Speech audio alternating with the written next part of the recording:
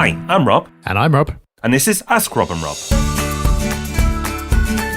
Welcome to Ask Rob and Rob, that reliable fixture of your Tuesday, where you turn up and you hear a couple of property questions answered. We are not going to deviate today from this tried and tested format. We're going to be answering questions for Claire and Brian after a quick reminder of how to send your question in. Yeah, it remains super simple. You can call in and leave a voicemail on 013 808 0035, or you can go straight to our website, propertyhub.net/ask, and leave a message there. And fortunately, 2 people have followed that exact process today. So we've got 2 great questions coming up. In fact, we've got one right now. Hi Rob and Rob, my name's Claire, I'm phoning from Nottingham.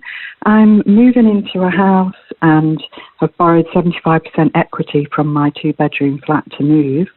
I'm just wondering whether I'd be better off having my flat as a buy-to-let or a Airbnb or holiday let. We're about 10 minutes from Nottingham city centre, and I've tried Airbnb before, which worked quite well, but I'm thinking of putting the price up slightly this time, just to cover costs on the new house as well. So assuming that I do get people in a lot and make a good profit, would I be better off tax-wise having it as a holiday let than I would a buy-to-let? Thank you for the question, Claire. Let's tackle your direct question first. Would you be better off tax-wise having it as a holiday let? The answer to that is yes, there are a couple of benefits to holiday lets over normal buy-to-lets. You can get to offset your mortgage interest in full, regardless of how you own the property. So that's one benefit. And the other is you get better capital gains tax treatment on disposal. But tax, of course, is only one part of the picture. So that's in the pros column. But is there anything else in the cons column that we need to balance against that? Well, the first thing to look at is, can you do it? So as you mentioned, it's a flat, so your lease might not allow short-term letting. That's one thing to check out. You also said that you've borrowed against that flat. So will your mortgage allow it? Most of them don't. Or are you willing to take the risk on doing it anyway and hoping the lender doesn't notice? Something that some people do, but may or may not be within your risk tolerance. Assuming that you can do it, then it's a case of, do you want to? So there's a higher workload involved, obviously. That might be something that you're okay with, it might not be, or you might be able to put processes in place that means most of it is done by other people on your behalf. And then there's a numbers aspect, which is the real crux of it, because all holiday letting comes down to occupancy rate. Can you fill enough nights at the price you want to make it all worthwhile? Because it's really easy to look on Airbnb at the headline rate and go, oh wow, multiply that by 30 and I'm doing really well, even with higher costs from cleaning and things like that. But if it's only filled 10% of the time, clearly that's not going to work. So this is where a bit of research is in order.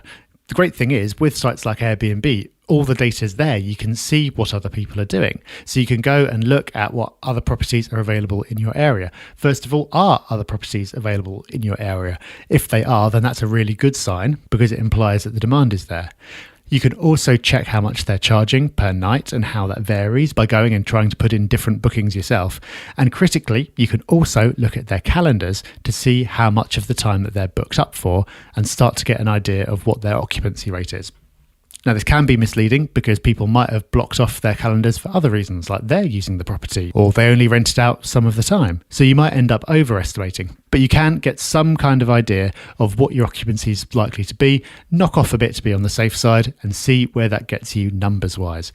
If that still leaves you significantly ahead of where you would be on a long-term let and you're happy with the work involved and you've got a plan for managing that, then go for it. Wow, Claire, you got your money's worth there. Great answer from Mr. D. Let's see if I can deliver for our next caller. Hi Rob and Rob, it's Graham from Leicester. Thanks for all the great content. I've been listening to you for 18 months now. On the back of that, I'm building my portfolio. I did have 1, now I'm soon to have 3 based on your advice and knowledge. The question for you is the ripple effect.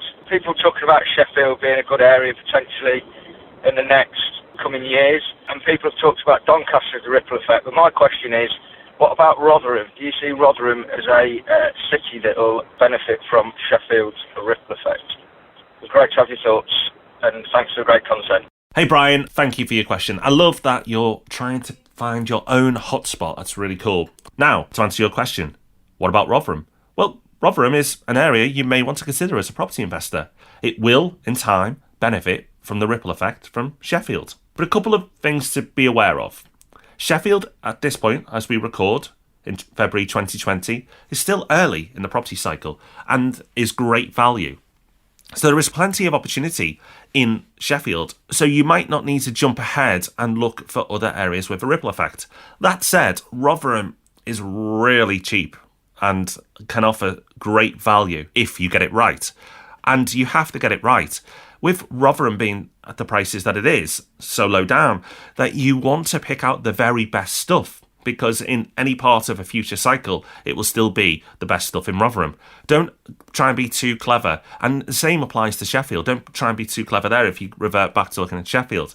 The prices are so good at the moment in both those areas that you want to be looking for the very best stuff in Sheffield. Don't try and be too clever and go for something low price in those areas as well, because while you may do well in the short term, in the long term, you'll do better if you go for the prime stuff. So whichever area you go for, Brian, best of luck to you. I hope you find an investment that works for you and delivers all the returns that you want and need. So there you go. 2 more questions answered, a little bit more knowledge shared. I hope you found this week's episode useful. And if it sparked off a question of your own, remember you can get it to us by calling 013 808 00035 or going to propertyhub.net/ask. And the good news is you've only got to wait a couple of days for your next property fix, because we're going to be back on Thursday, as always, with the Property Podcast, and it's going to be a good one. So we'll see you then. Bye-bye. Bye-bye.